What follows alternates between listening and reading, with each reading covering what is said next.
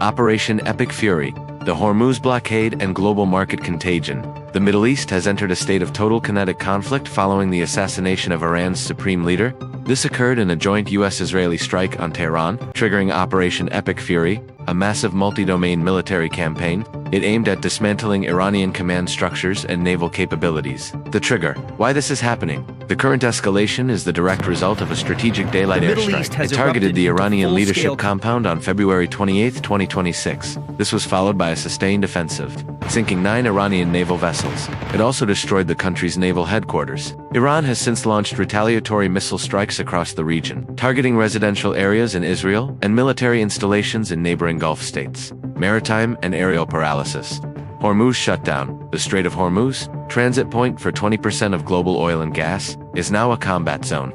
Shipping traffic collapsed by 75% in a single day as the IRGC declared a blockade, forcing global carriers like Maersk and Hapag-Lloyd to suspend all crossings. Tanker warfare. The targeting of the oil tanker Skylight off the coast of Oman. This has halted the flow of 20 million barrels per day, with no viable pipeline alternatives capable of handling this volume.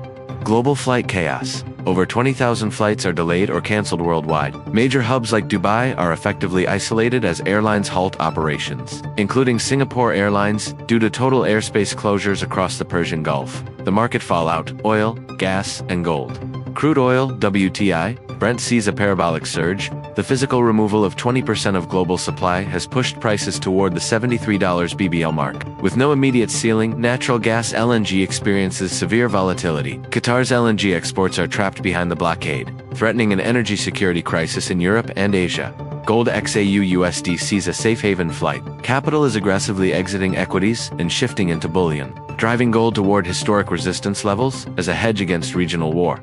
The bottom line for traders? We are witnessing a structural supply shock coupled with a geopolitical black swan event. The traditional correlations are breaking. The Hormuz premium is now the primary driver for energy, while gold has decoupled from standard interest rate narratives to function as a pure geopolitical insurance policy.